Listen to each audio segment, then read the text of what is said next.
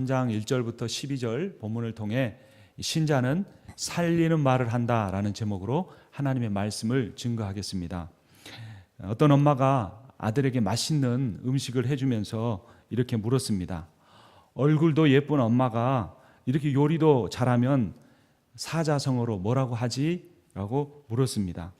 엄마가 원하는 답은 금상첨화였습니다. 금 이불 위에, 금 테이블 위에 예쁜 꽃이 놓여 있다. 그랬습니다. 그러자 아들이 또 이렇게 말했습니다. 금시초문. 사람이란 좋은 말을 듣고 싶죠. 또 그런데 우리 입에서 다른 사람에게 나가는 말은 좋은 말이 더 많은지 아닌지 그것을 또 생각해 볼 수 있습니다. 오늘 설교는 단지 좋은 말을 하자 이런 의미가 아닙니다. 그 앞에 첫 단어가 뭡니까? 신자는입니다. 믿는 사람이 왜 좋은 말을 해야 되는가? 왜 살리는 말을 해야 하는가라는 겁니다. 이 오늘 성경 본문이 담긴 책은 야고보서인데 야고보서의 주제가 뭐냐면 행함입니다. 그런데 야고보는 이 행함을 우리의 구원의 열매라고 말하고 있습니다. 흔히들 사람들은 로마서의 행위와 야고보서의 행함이 서로 충돌된다고 생각합니다. 그러나 그렇지 않습니다. 로마서 3장 28절을 보면 그러므로 사람이 의롭다 하심을 얻는 것은 율법의 행위에 있지 않고 믿음으로 되는 줄 우리가 인정하노라 그랬습니다. 율법의 무엇입니까? 행위. 율법의 행위로 구원받는 것이 아니라는 겁니다. 믿음으로 구원받는다는 겁니다. 그런데 오늘 본문 24절을 같이 보겠습니다. 3장이 아니라 2장 24절입니다. 야고보서 2장 24절 같이 읽습니다. 이로 보건대 사람이 행함으로 의롭다 하심을 받고 믿음으로만은 아니니라. 로마서에서는 행위로 의롭다 받는 게 아니고 믿음으로 된다 그랬는데 야고보서에서는 믿음으로만 되는 것이 아니라 행함으로 의롭다 하심을 받는다고 말하는 겁니다. 그러니까 이게 서로 충돌되는 것처럼 여겨지는 겁니다. 로마서는 바울이 기록했습니다. 로마서 3장 28절의 행위는 율법의 내용을 지키는 행동을 말합니다. 유대인들은 대표적으로 세 가지를 말했습니다. 할례를 받아야 된다, 또 음식을 가려 먹어야 한다, 또 절기를 지켜야 한다. 율법의 이 행위를 지킴으로 구원 얻는다고 생각했는데 그렇지 않다. 구원은 무엇으로 받는 겁니까? 따라서 합니다. 구원은 오직 믿음으로 받는다. 그런데 야고보서는 왜 야고보서 2장 24절에서 행함으로 의롭다 하심을 받는다, 구원을 얻는다라고 말했는지 궁금증이 생깁니다. 그런데 이 24절에 의롭다 하심을 받는다라는 말 헬라어는 디카이오라는 단어입니다. 디카이오. 그런데 이 단어는 증시하다라는 의미가 있습니다. 증명하여 보인다라는 의미가 있는 겁니다. 그러니까 행함으로 구원을 받는 것이 아니라 행함을 통해 내가 이미 구원받은 자라는 것을 증명해 보인다는 겁니다. 그러니까 구원을 주는 것은 믿음이고 이 믿음을 통해 구원받은 사람이 어떻게 내가 구원받았다는 것을 보여줄 수 있다는 겁니까? 행함이 있느냐 없느냐. 근데 이 행함은 방금 말씀드린 율법의 행위가 아닌 그리스도인이 성령을 따라 살고 말씀을 따라 삶으로써 예수 그리스도의 인격과 삶과 말을 닮아가는 것, 그것을 의미하는 겁니다. 2장 18절 말씀도 우리 함께 읽겠습니다. 어떤 사람은 말하기를 너는 믿음이 있고 나는 행함이 있으니 행함이 없는 내 믿음을 내게 보이라. 나는 행함으로 내 믿음을 내게 보이리라 하리라. 그러니까 행함이라는 것은 구원 얻는 조건이 아니고 행함이란 무엇입니까? 내게 구원 얻는 믿음이 있다는 것, 내게 참 믿음이 있다는 것을 증명하는 거라는 겁니다. 그러니까 구원을 나무로 본다면 믿음은 뿌리입니다. 그리고 행함은 열매인 겁니다. 열매가 나무를 만들어낼 수 있는 것이 아닙니다. 행함이 구원을 가져올 수 있는 것은 아닙니다. 그러나 믿음이라는 뿌리가 있으면 구원이라는 나무가 잘 자라서 그 나무에서 예수 그리스도를 담는 행함의 삶과 말이 생겨난다고 하는 겁니다. 그런데 이 행함 중에서 가장 중요한 행함이 있다면 그것은 무엇일까요? 오늘 설교의 제목처럼 바로 살리는 말을 하는가 아니면 죽이는 말을 하는가라는 겁니다. 여러분 촌철살인이라는 말 들어보셨습니까? 이 말을 직역하면 작은 쇠붙이로도 사람을 죽일 수 있다 이런 의미입니다. 근데 이 말의 진정한 의미는 이 말 아주 단 한마디의 말로 사람을 살릴 수도 있고 사람을 죽일 수도 있다라는 그런 의미입니다. 동일한 의미가 잠언 18장 21절에 있습니다. 죽고 사는 것이 혀의 힘에 달렸나니 혀를 쓰기 좋아하는 자는 혀의 열매를 먹으리라. 죽고 사는 것이 무엇에 달려 있다고요? 인간의 혀에 죽고 사는 것이 달려 있다는 것입니다. 그렇다면 신자는 어떻게 말해야 하는가? 오늘 설교 제목 다시 한번 같이 읽어봅니다. 신자는 살리는 말을 한다. 어떤 말을 한다고요? 살리는 말을 해야 한다는 겁니다. 마태복음 12장 36절은 이렇게 말합니다. 내가 너희에게 이르노니 사람이 무슨 무익한 말을 하든지 심판날에 이에 대하여 신문을 받으리니. 내가 어떤 무익한 말을 했어요. 살리는 말이 아니고 죽이는 말을 했어요. 그러면 예수님이 이 땅에 다시 오셨을 때 뭐 받는다고요? 그 말에 대해서 심판을 받는다라고 성경이 기록하고 있습니다. 여러분 대통령의 선전포고 한마디면 어떻게 됩니까? 온 나라가 전쟁의 화염에 뒤덮이고 수많은 사람들이 죽을 수도 있는 겁니다. 아이들이 강가에서 수영을 하고 놀다가 한 아이가 빠져 죽었습니다. 그 소식을 들은 부모가 허겁지겁 뛰어와서 살아남은 아이에게 무심코 이런 말했습니다. 차라리 네가 죽었어야 했어.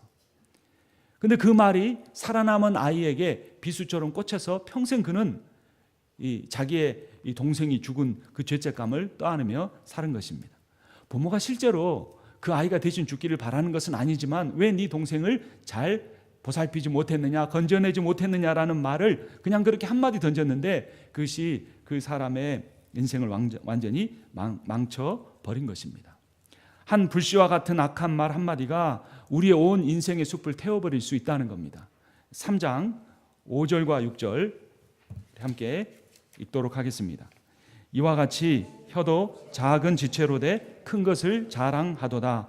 보라 얼마나 작은 불이 얼마나 많은 나무를 태우는가. 혀는 곧 불이요 불의의 세계라. 혀는 우리 지체 중에서 온몸을 더럽히고 삶의 수레바퀴를 불사르나니 그 사르는 것이 지옥불에서 나느니라. 성경 말씀이지만 이거 너무 과장된 거 아닌가? 너무 사람의 말을 너무 이렇게 부정적으로 이야기한 것 아닌가라는 생각이 들지만 우리가 하나님 말씀이 진리라는 걸 믿는다면 그대로 받아들여야 합니다.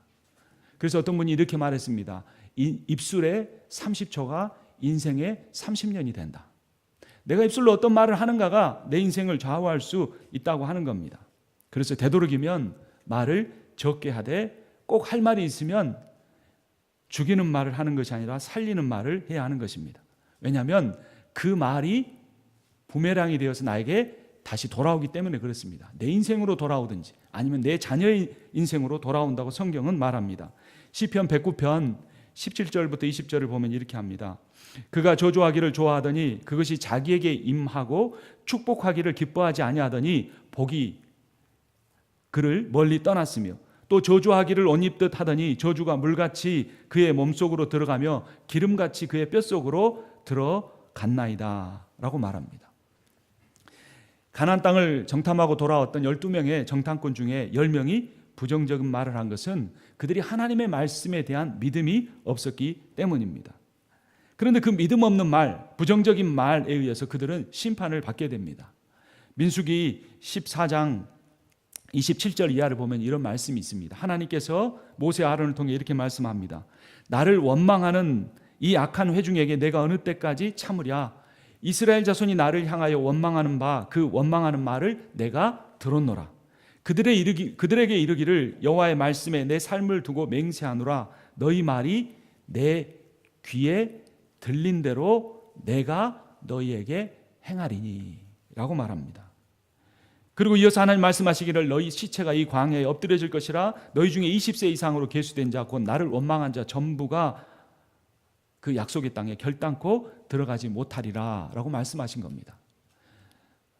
우리가 저 가나안 땅 높은 성 정복하지 못하고 이곳에 죽을 것이라고 했는데 우리는 죽을 것이라고 한 그 믿음 없는 말대로 그들이 죽게 된 것입니다. 옛 어르신들이 좋은 말씀도 많이 하셨는데 욕도 때로는 많이 하셨습니다. 근데 그 욕 중에 빈번하게 사용했던 욕들이 빌어먹을 놈이라는 말입니다. 그런 욕 들어보신 적이 있습니까?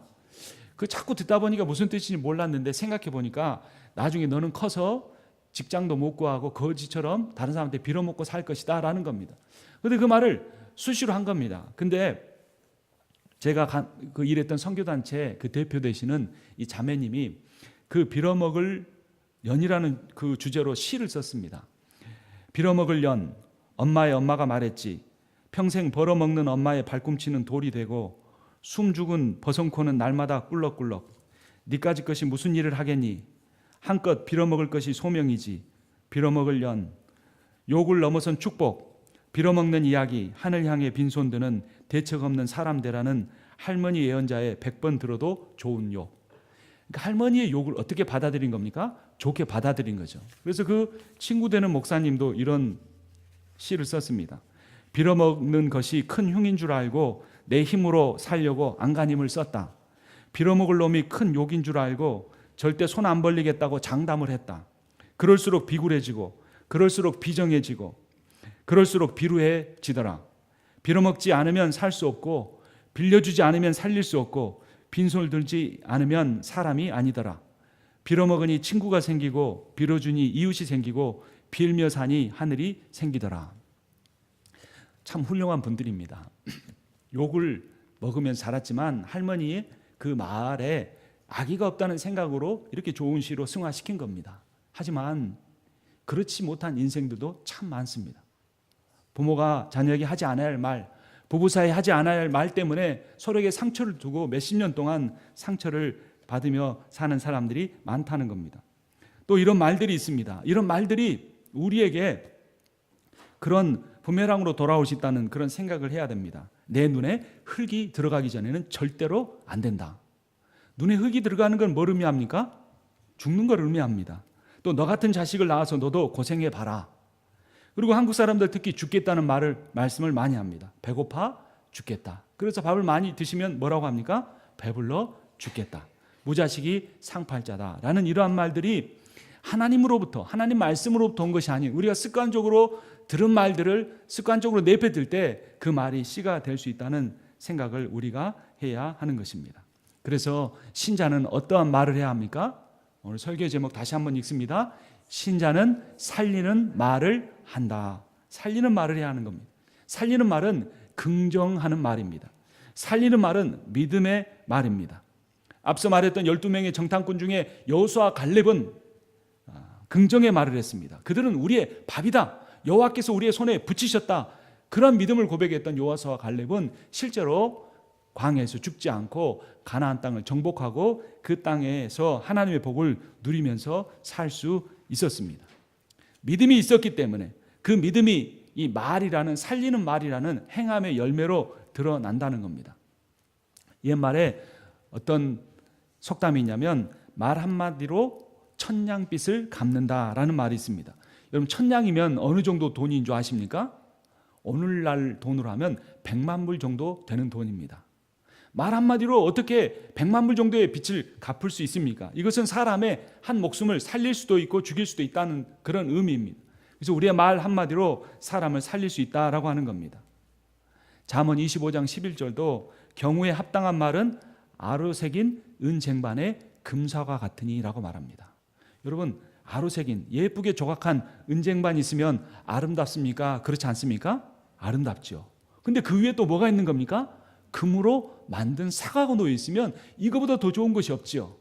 경우에 합당하는 말, 사람을 살리는 말, 믿음의 말, 긍정의 말에 이러한 능력이 있다는 겁니다.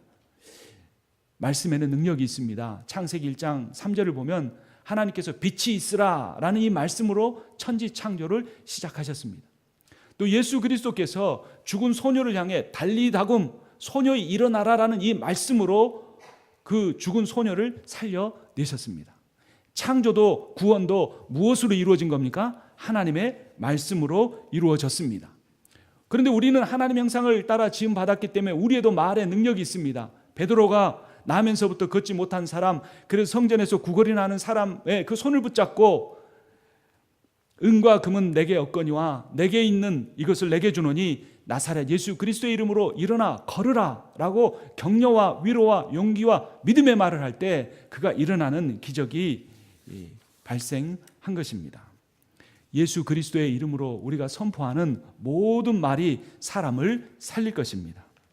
어려운 사람을 긍휼히 여기는 마음으로 예수 그리스도의 능력을 의지하며 선포한 우리의 말에 권세가 있다는 것입니다. 그래서 그러면 살리는 말이 어떤 말인지 구체적으로 세 가지를 한번 살펴보도록 하겠습니다. 첫 번째, 생각하면서 말해야 한다는 것입니다. 말할 때 뭐 해야 한다고요? 생각해야 한다는 겁니다. 근데 우리가 흔히들 생각하면서 말합니까? 그냥 말할 때가 더 많습니까? 그냥 말할 때가 더 많지요. 그러나 말을 생각하면서 해야 합니다. 생각하면서 말을 해야 한다는 것은 말을 함부로 하거나 쉽게 해서는 안 된다는 의미입니다. 왜냐하면 말에는 힘과 권세가 있기 때문입니다. 말에 힘이 있습니다. 말이 씨가 됩니다. 우리 인생의 방향을 결정한다는 겁니다. 오늘 본문 야고보서 3장 3절 말씀 함께 읽겠습니다.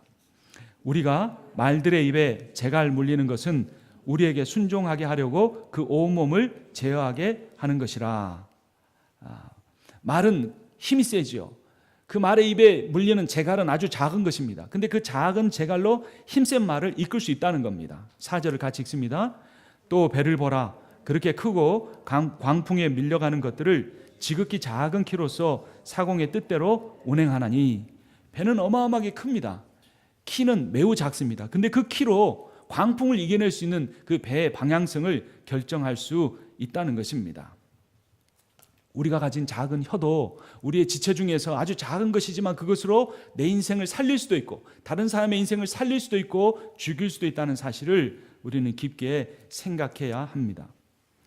잠언 15장 28절을 보면 그래서 이 의인의 마음은 대답할 말을 깊이 생각하여도 악인의 입은 악을 쏟느니라 라고 말하는 것입니다. 우리가 살리는 말을 하기 위해서는 생각하면서 말해야 합니다. 두 번째, 우리가 말을 하되 되도록이면 적게 해야 합니다. 말을 많이 해야 한다고요? 적게 해야 한다고요? 적게 해야 합니다. 왜 그럴까요? 우리가 우리의 혀를 길들이기가 쉽지 않기 때문에 그렇습니다. 7절 말씀을 제가 읽겠습니다. 여러 종류의 짐승과 새와 벌레와 바다의 생물은 다 사람이 길들일 수 있고 길들여 왔거니와. 8절 함께 읽습니다. 혀는 능히 길들일 사람이 없나니 쉬지 않은 악이요 죽이는 독이 가득한 것이라. 혀를 길들일 수 있다고 합니까? 없다고 합니까? 길들일 수 없다. 그러면 되도록 어떻게 말해야 합니까? 적게 말하는 것이 좋다는 겁니다. 어떤 분이 와서 여러분에게 이렇게 말할지 모릅니다. 제가 이런 말을 해도 될지도 모르겠는데 라고 하는 겁니다. 그러면 그런 말은 하지 않는 것이 좋습니다. 듣지 않는 것이 좋습니다. 또 어떤 분이 와서 이렇게 여러분에게 말할 수 있습니다. 사실은 이런 말은 제가 안 하려고 했는데. 이런 말은 해야 합니까? 하지 않아야 합니까? 하지 않는 것이 좋은 것입니다. 이런 글을 본 적이 있습니다. 사람들은 둘만 모여도 남의 말이 아니면 별로 할 얘기가 없다. 그런데 남의 이야기 할 때 칭찬보다는 흉보는 얘기가 많다는데 문제가 있다. 그런데 사실 남의 흉보는 것이 제일 재미있다라는 겁니다. 실제 그런 것 같습니까? 그렇지 않은 것 같습니까? 잠언 10장 19절은 또 이렇게 말합니다. 말이 많으면 허물을 면하기 어려우나 그 입술을 제어하는 자가 지혜가 있느니라. 그러니까 말을 많이 하지 말고 적게 하는 사람, 이 사람이 지혜로운 사람이라는 겁니다. 심지어 잠언 18장 21절은 이렇게 말합니다. 죽고 사는 것이 혀의 힘에 달렸나니 혀를 쓰기 좋아하는 자는 혀의 열매를 먹으리라. 그런데 문제가 있습니다. 남자는 보통 하루에 2만 5천 마디의 말을 하면 충분하다고 합니다. 근데 직장에서 2만 5천 마디 이상 할 때가 참 많습니다. 그러니까 집에 오면 말을 하고 싶겠습니까? 안 하고 싶겠습니까? 안 하고 싶죠. 근데 여자는 3만 마디 정도의 말을 한다고 합니다. 이건 평균이고 더 말씀하기를 좋아하는 여성분들은 4만 마디도 할 수 있습니다. 근데 전화를 해서 수다를 떨고 친구를 만나서 수다를 떨어도 한 2만 마디 정도밖에 못합니다. 나머지 1만 마디의 말은 누구하고 해야 됩니까? 자기 남편하고 해야 됩니다. 근데 남편은 말을 하고 싶어 합니까? 하고 싶지 않아 하고 싶습니까? 하고 싶지 않아 하는 것입니다. 사실은 이 부분은 제가 제일 잘 적용을 못하는 부분입니다. 말을 하고 싶은 아내의 마음을 이해하고 대화를 해야 되는데 그렇지 못할 때가 많고 그것이 제 아내의 가장 큰 불평 중에 하나인 것입니다. 그러니까 말을 무조건 적게 하라는 의미는 아닌 겁니다. 대화는 중요하고 필요합니다. 근데 문제는 그 대화에 진정성 없는 말들, 다른 사람에 대한 말들, 특히 안 좋은 말들을 생각 없이 요구 없이 많이 하게 되면 그것은 내가 길들일 수 없고 제어할 수 없다고 하는 겁니다. 충분히 수다를 떨고도 내 마음이 허전한 것은 진정성이 부족한 말들을 너무 많이 했기 때문은 아닌지 우리 자신의 삶을 살펴봐야 합니다. 토마스 칼라일이라고 하는 사람은 이렇게 말했습니다. 말은 은이요. 여러분, 은 좋습니까? 안 좋습니까? 좋지요. 말은 은이요, 침묵은 금이다 그랬습니다. 말도 좋은 것이지만 말하지 않으면 더 좋은 것이다 라고 한 겁니다. 유대인 속담에는 말할 때 자신에게 3가지 질문을 하라고 합니다. 첫 번째는 한번 따라서 하겠습니다. 진실한 말인가? 두 번째, 덕이 되는 말인가? 세 번째, 꼭 해야 하는 말인가? 이 3가지를 마음속으로 생각하고 말을 하는 사람이 지혜로운 사람이라고 하는 겁니다. 실제로 이렇게 하려고 하면 속이 터지겠죠. 하지만 적어도 우리가 말로 인한 실수는 하지 않고 말로 누군가를 넘어뜨리고 상처 입게 하지 않고 말한 사람은 모릅니다. 하지만 그 말을 듣는 사람은 그게 비수에 꽂혀서 그 비수를 꺼내지 못하고 살아가기 때문에 내가 그런 잘못을 하지 않으려면 말을 되도록이면 적게 하고 꼭 할 말인지 진실한 말인지 덕이 되는 말인지 살펴봐야 한다는 것입니다. 마지막 3번째, 말을 할 때 인격적으로 말해야 한다는 것입니다. 8절 뒷부분만 제가 한번 읽어보겠습니다. 혀는 능히 길들일 사람이 없나니 쉬지 아니하는 악이요 죽이는 독이 가득한 것이라. 여러분, 특별한 사람만 이렇다고 성경에서 말하고 있습니까? 죄인들의 혀가 그렇다고 합니까? 그렇지 않죠. 모든 사람의 혀가 쉬지 않는 악이요 죽이는 독이 가득하다라고 말하는 겁니다. 조금 좋은 환경이 자라는 사람은 그게 절제되어 있지만 정말 힘든 환경이 자라난 사람은 이런 말들이 입에 붙어 있을 수밖에 없는 것입니다. 그래서 사람의 대부분의 말이 비인격적이고 다른 사람의 인격을 깎아내리는 경우가 많다는 것입니다. 그런데 우리는 이 말씀을 기억해야 합니다. 말이 곧 그 사람이라는 것입니다. 더러운 말을 하는 사람은 그 사람이 더러운 사람이고 겸손한 말을 하는 사람은 그 사람이 겸손한 사람이라는 겁니다. 상대가 나빠서 내가 나쁜 말을 하는 것이 아니라 내가 나쁜 사람이기 때문에 상대에게 좋은 점도 있는데 나쁜 점만 보고 나쁜 말만 한다는 것입니다. 잠언 12장 18절은 그런 경우를 이렇게 표현합니다. 칼로 찌름같이 함부로 말하는 자가 있거니와 지혜 있는 자의 혀는 양약과 같으니라. 비판하는 말은 그 말 자체의 문제보다는 그 비판하는 말 뒤에 형제를 멸시하는 교만한 마음이 있다는 것입니다. 자기가 다른 사람보다 우월하다는 생각이 있기 때문에 상대를 마음으로 판단하고 그 다음에 입술로 상대를 비판하게 된다는 겁니다. 예수님이 그러한 인간의 속성을 마가복음 6장 45절에서 이렇게 말씀하셨습니다. 선한 사람은 마음에 쌓은 선에서 선을 내고 악한 자는 그 쌓은 악에서 악을 내나니 이는 마음에 가득한 것을 입으로 말함이라 라고 합니다. 상대를 축복할 때 그 축복이 나에게 돌아옵니다. 근데 상대를 비판할 때 그 비판이 나에게 돌아옵니다. 이 내용을 예수님께서 아브라함을 부르시고 처음에 하신 말씀이 바로 이 내용입니다. 창세기 12장 3절을 보면 너를 축복하는 자에게는 내가 복을 내리고 너를 저주하는 자에게는 내가 저주하리니 땅의 모든 족속이 너로 말미암아 복을 얻을 것이라. 여러분, 축복하는 사람에게 하나님이 무엇을 내리신다고요? 복을 내리신답니다. 저주하는 사람에게 무엇을 내리신다고 하십니까? 저주를 내리신다는 것입니다. 하나님께서 다른 사람의 약점과 문제를 보게 하실 때가 있습니다. 그러니까 그 사람은 영적으로 민감해서 다른 사람은 다 좋은 것이 좋다고 하는데 그 사람은 민감해가지고 그 부족한 면을 잘 보는 거예요. 사실을 본 겁니다. 그 사람에게 실제 부족한 면이 있습니다. 그런데 하나님께서 특별히 나에게 다른 사람의 부족한 점, 약점을 보게 하신 이유는 그 사람을 비판하라고 하신 것이 아니고 그 사람을 위해서 기도하라고 주신 은사라는 겁니다. 근데 그 은사를 잘못 사용해서 기도하는 데 사용하지 않고 비판하는 데 사용하게 될 때는 그 자기가 가진 은사가 자기에게 해로 돌아올 수 있다는 겁니다. 자기가 본 것을 위해서 기도하면 그것이 자기에게 복으로 돌아올 수 있는데 그렇지 못한 경우가 있을 수 있다는 것입니다. 여러분, 이민 생활이 얼마나 힘듭니까? 거기다 신앙생활까지 잘하는 거 참 쉽지 않죠. 근데 여러분, 신앙생활 오늘 말씀에 비춰보면 별것 아닙니다. 좋은 말만 하면 됩니다. 위로의 말, 격려의 말, 사랑의 말, 세워주는 말, 다 우리는 그런 말에 굶주려 있습니다. 그래서 우리가 설교 듣기 전에 서로에게 해주는 그 간단한 말 한마디, 당신은 그냥 두고 보기에도 아까운 사람입니다라고 말할 때 그 말을 하면서 동시에 내가 듣기 때문에 우리에게 절로 웃음이 지어지지 않습니까? 있는 그대로 말해놓고 나는 솔직한 사람이다 그렇게 하지 말고, 있는 그대로 말하지 말고 있는 그거보다 더 좋게 말해야 합니다. 아내에게 늘 예쁘다고 말하고 자녀들에게 잘하고 있다고 말해야 합니다. 이 부부 사이의 말 우리가 한번 연습해 봤으면 합니다. 첫 번째, 감사의 말입니다. 우리 한번 이렇게 말하겠습니다. 오늘 저녁 당신이 설거지 해준 거 너무 고마워요. 시작. 오늘 저녁 당신이 설거지 해준 거 너무 고마워요. 설거지 잘 해주지도 않는데 말부터 연습했습니다. 그런데 이따금 설거지 해줘도 고맙다는 말을 안 하면 애써서 했더니 돌아오는 게 없네, 이렇게 단순한 남자들이 생각할 수 있습니다. 또 부탁의 말입니다. 따라서 하겠습니다. 여보, 이번 주에 청소 좀 해줄 수 있어요? 여보, 이번 주에 청소 좀 해줄 수 있어요?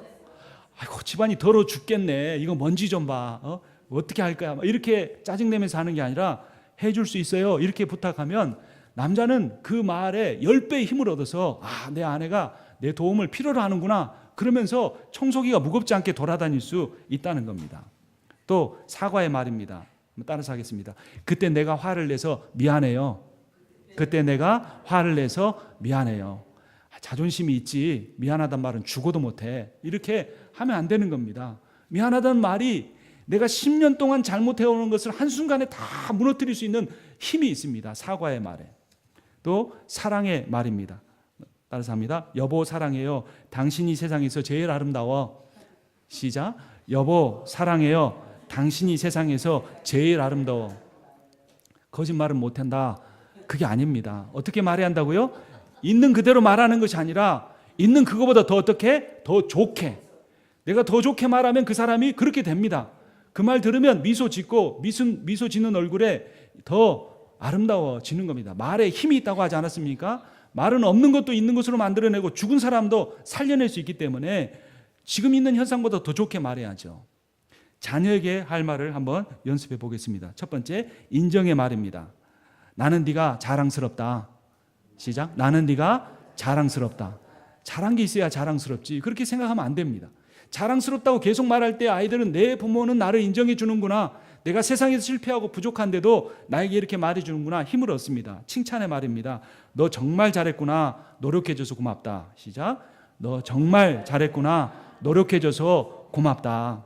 칭찬의 말입니다. 다 A 맞고 하나 B 맞았는데 B는 왜 맞았어? 너 저번에 숙제 안 한 것 때문이잖아, 이렇게 지적하는 거 도움이 안 된다는 겁니다. 또 사과의 말입니다. 그때 함께 가지 못해서 미안하다. 시작. 그때 함께 가지 못해서 미안하다. 부모가 바빠서 비즈니스 하느라고 자녀들 행사에 잘 가지 못하잖아요. 자녀들도 이해합니다. 이해는 하지만 마음으로 안 받아들이실 때, 미안하다고 말할 때 자녀가 그것을 다 이해하고 받아들일 수가 있는 겁니다. 교우에게 할 말입니다. 격려의 말입니다. 함께 하겠습니다. 얼마나 힘드셨어요? 얼마나 힘드셨어요? 우리가 신앙의 그런 마음을 갖고 있어서 자꾸 상대방의 어려움을 도와준다고 하면서 그때는 기도하세요. 기도가 부족해요. 말씀을 읽으세요. 이렇게 가르치는 게 아니라 그냥 손을 꼭 잡고 얼마나 힘드셨어요. 그럴 때 이분이 내 마음을 알아주는구나 하고 용기를 얻어서 그분이 알아서 바른 길로 갈 수 있게 된다는 것입니다. 또 보면 잘못하는 그것이 사람들에게 보일 때가 있습니다. 그럴 때 이렇게 말해주는 겁니다. 그럴 수도 있죠. 하겠습니다. 그럴 수도 있죠. 라고 하는 겁니다. 또 교회에서 보면 어떤 작은 봉사라도 할 때 우리가 서로에게 칭찬해 줄 때 더 힘이 나서 잘할 수 있습니다. 이렇게 말해 보겠습니다. 정말 잘하셨습니다. 감사합니다. 정말 잘하셨습니다. 감사합니다. 라고 할 때 우리가 더욱더 사랑으로 하나 되고 서로가 힘을 얻고 격려를 얻는 공동체가 될 수 있는 것입니다. 말은 아무도 제어할 수 없습니다. 그러나 성령의 역사로는 가능합니다. 창조주 하나님께서 우리를 창조하시고 보시기에 심히 좋았다고 말씀했습니다. 우리는 하나님 보시기에 그냥 두고 보기에도 아까운 존재입니다. 하나님 나를 보실 때마다 보기에 심히 좋다, 심히 좋다 말씀하십니다. 예수 그리스도께서 하나님 보좌 우편에서 우리를 위하여 중보의 말로 기도하고 계십니다.